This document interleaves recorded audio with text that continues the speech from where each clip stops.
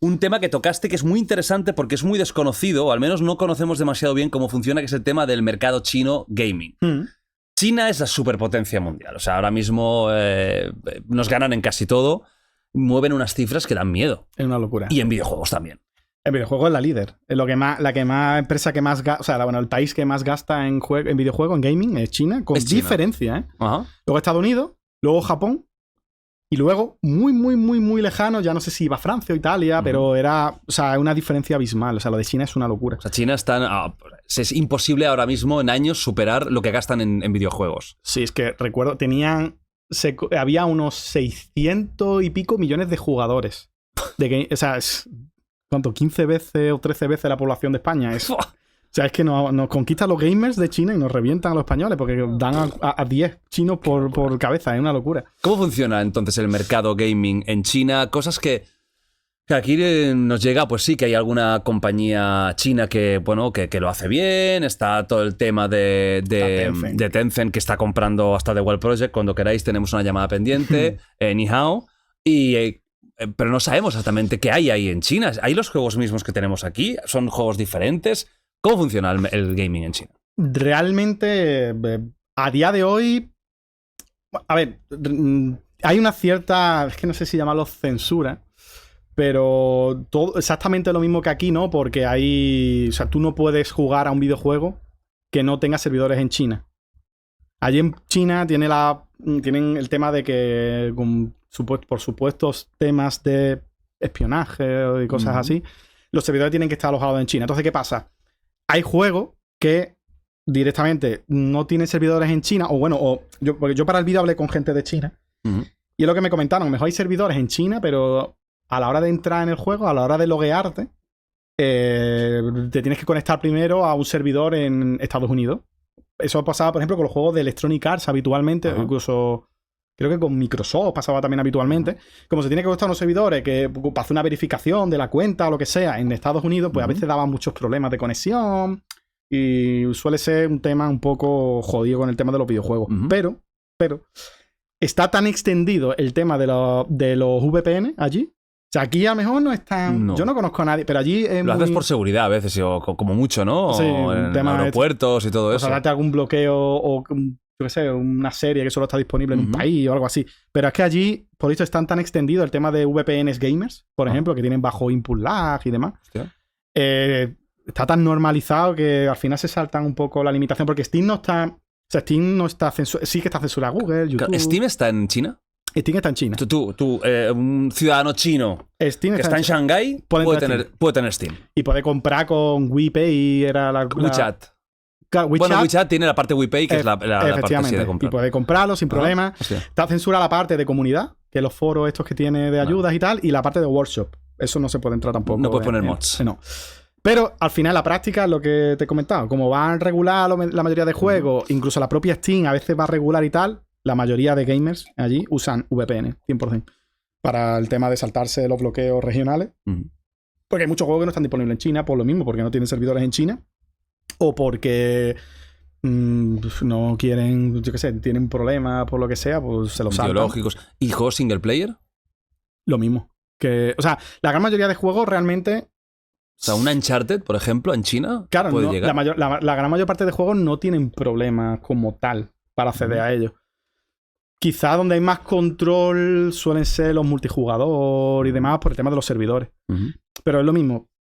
Como Steam va tan mal y demás, pues suele ser habitual usar VPN. Al menos a mí me comentaron que la mayoría de chavales, los normales, directamente VPN, no se complican. Y si quieren jugar a Uncharted, pues lo mismo. Cogen un VPN. O sea, ahí se pueden comprar en China consolas, vamos a decir, las típicas, la sí, a día de hoy sí. La Play, no hay... Hubo una época que no. Claro, yo había escuchado esto, que no podías, ¿no? Hubo una época que no. O sea, China ha tenido varias etapas con el tema. Tiene una relación rara con los videojuegos China. Porque tuvo una primera etapa que hablamos de los 80, básicamente. Sí. La popularización ya empezó estamos hablando de la época de la NES. Si no me equivoco, era el 84, 86, sí. La NES. Y fue, pues, el primer punto donde ya el videojuego en casa pues, empezó a crecer mucho, o volvió otra vez a crecer mucho porque tuvo la crisis del videojuego, etcétera, etcétera. Y todo eso. Y en aquella época, tanto las arcades como las consolas estaban permitidas, no había problema. Pero ya empezó a haber voces tanto de la prensa como de los gobiernos de que no estaban. Los videojuegos era lo del opio. El videojuego es el opio del pueblo. Claro. La heroína también llegó a decir. La heroína de no sé qué. La heroína de los electrónicas. No sé, una movida así. Y llegó un punto que primero empezaron a demonizar las arcades. Recuerdo. En China, ¿eh? En China. Se demonizó el tema de las arcades y la gente ya dejaba de ir al tema de las arcades. Y empezaron a tirar hacia las consolas. Había una empresa, que ahora mismo no me acuerdo cómo se llamaba, pero bueno, una empresa china que aprovechaba y hacía consolas, copias chinas de consolas. Y aprovechaba esa dialéctica para decir, pues, como hacían anuncios como para querer demostrar que sus consolas, que eran las típicas copias chinas de la NES y no sé qué, que se había demostrado que servían para ayudar a mejorar, yo qué sé, intelectualmente, el intelecto, o los reflejos, la memoria y demás. Y lo que pasó es que de la recreativa se fueron a las consolas la mayoría del público. Eso tampoco terminó de gustar y fue avanzando, al fin acababa pasando lo mismo hasta que llegó un punto que se prohibieron las consolas. Diría que fue o a principios de los 2000 o en el 90 y pico. Hostia. Se podía pillar consolas, porque de hecho me lo han dicho también, de que realmente podías acceder a consolas, tanto chinas, copias chinas, como, lo diré, en mercado negro. En el mercado negro había consolas que eran muy caras y al final estaban muy poco accesibles. Pero ¿qué pasa? Se prohibieron las consolas, no los videojuegos. Eso es importante. Curioso, ¿no? Claro, no se prohibieron los videojuegos como tal. ¿Y qué pasó? Se popularizó el PC. Esa fue una época rara porque mientras en Occidente estaba cayendo el tema de el uso de PC. No el uso de PC, sino las LANes, los cibercafés, que no me sale la palabra, empezaron a ir decayendo. Allí, en cambio, estaban creciendo. Porque era una forma accesible de acceder y tal. Y en esa época, de hecho, la legislación era un poco regulera también. Porque hay mucha gente que no lo sabe, pero Nintendo sacó una consola que yo creo que es la consola menos conocida de Nintendo, que se llama iQ o IQ, no sé cómo llamarlo, iQ. Que era una consola que era un mando que se conectaba al ordenador. Eso la sacó cuando sacó la GameCube, 2003 o 2004.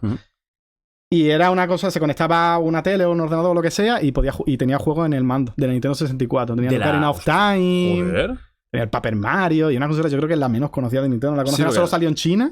¿Solo fue en China? Para saltarse un poco porque no se consideraba consola, entonces se saltaba un poco la regulación. Pero era oficial de Nintendo. Era oficial de Nintendo. Hostia. Y duró nada porque fue un fracaso.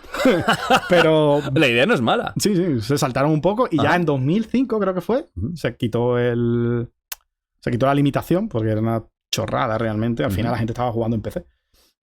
Lo que pasa es que en PC podía limitar un poco el tema de lo mismo, el tema del internet. El internet de fuera, el Grand Firewall, ¿no? Como lo llaman en los medios, ¿no? Y ya con la vuelta de las consolas, pues lo mismo, hubo un crecimiento, ha habido muchas limitaciones. A día de hoy no hay problema, pero igualmente la popularización actualmente, porque también en esa época pilló el crecimiento de las smartphones. Entonces a día de hoy el mercado chino lo mueve el PC y los smartphones. Las consolas no es que vendan mal en el sentido de que, yo qué sé, no es que sean anecdóticas, pero no representan lo que mueve la industria gaming en China. Como aquí en España, que a lo mejor Play lo tiene casi todo el mundo que juega videojuegos. Claro, no es lo que mueve. Allí lo que mueve es los móviles y los PC. Que mueven una barbaridad de paso. Bueno, es la mayor empresa, el mayor país que más dinero mueve en la industria gaming es China, con diferencia además. Pues muchas veces nos llegan noticias, ¿no? De que el gobierno quiere limitar a los niños las horas de videojuegos a tal. Están limitadas, de hecho. Están limitadas. Están limitadas. Hubo una primera limitación que no más... Fueron 3 horas a la semana, creo que fueron. Heavy, ¿eh? Eso no da para pasarse Baldur's Gate 3, ¿eh? Y incluso creo que llegó a bajar. No sé si ahora estaban 2 horas o una cosa así. Pero lo que pasa es que se lo saltan. Claro. O sea, a mí me lo comentó, dice, mira, si... Por un lado, está la gente que porque, bueno, mucha gente no me lo sabe, pero tú una cuenta, cuando te haces una cuenta en cualquier videojuego, está asociada a un ID que es tuyo, como tu DNI, básicamente, ¿no? Entonces, claro, con eso saben quién eres y tal y cual, ¿no? Y lo que pasó, pues, es que básicamente la gente coge el móvil de la abuela, el móvil del padre, el móvil de la madre, y aparte hay un mercado muy tocho de compraventa de cuentas. Hostia. Con ideas de gente que no juega y que lo pone a la venta y la gente lo compra. Los chavalillos y demás, y con eso juegan y se lo saltan. O sea, al final en la práctica, es lo que me dijo, está esa limitación, pero quien busca más de 5 minutos se la salta sin problema porque es una chorrada, realmente. Es muy fácil de saltar. Y ahora mismo China tiene una guerra un poco con el tema de los videojuegos. Hace nada hubo, que fue el motivo por el que hice el vídeo, a finales de 2023 sacaron un proyecto de ley donde limitaban mucho el tema de los videojuegos y el tema de las loot boxes, porque China realmente ha sido pionera con la lucha contra las loot boxes. Porque cuando salió lo de la prensa criticando lo del opio diciendo que era la heroína digital y demás, se refería también principalmente también a los loot boxes, de que era muy adictiva, lo equiparaban a la cocaína y cosas así, ¿no? Y China lo que hizo, por ejemplo, una de las medidas primeras que tomó fue poner un porcentaje, o sea, obligar por ley a que las empresas tuvieran que poner un porcentaje de una loot box, qué posibilidades tiene de que te caiga determinado objeto. O sea, cuando tú abres una caja de... Claro. Pero normalmente, es que yo casi nunca... Bueno, nunca he comprado una loot box. No te lo pone normalmente. Tienes un 2% de algo legendario. Antes no. Ahora por ley, porque eso lo hizo China primero y luego lo copió la Unión Europea. Esto está de puta madre esto, ¿no? Pues venga, sí. Lo aplico. Sí, efectivamente. Tenía la esperanza de que si la gente viera que esa mona china tiene un 1, un 0,05... no te vas a gastar 2,99. Exacto, no se lo iban a gastar, pero la gente se lo gastaba igual. Claro. Y cada vez, pues, China estaba un poco ahí con la bola sobre qué hacemos con el mercado chino, qué hacemos con los videojuegos, no estaban atontando a los chavales. También echa la culpa a la baja natalidad que hay en China, pues se le echa la culpa a los videojuegos. Sí. Hay un mensaje... Bueno, pues han acertado, ¿eh? Sí, yo estoy de acuerdo, o sea, es real. Pero hay un mensaje que siempre me ha hecho gracia, que el gobierno chino, o bueno, no el gobierno exactamente, pero bueno, el ministerio de no sé qué. Sí, digamos. Bueno, al final ahí todos es lo mismo, sí. Lanzó un mensaje oficial hacia NetEase, que es una empresa de videojuegos de China, y Tencent. ¿NetEase ya no existe? Sí. Vale. Que pidiéndoles, por favor, que masculinizaran más a los personajes porque los tenían muy afeminados y ellos creían que eso era un motivo por el cual estaba influyendo la baja natalidad. Hostia. Que se veían personajes afeminados, según ellos, y eso influía.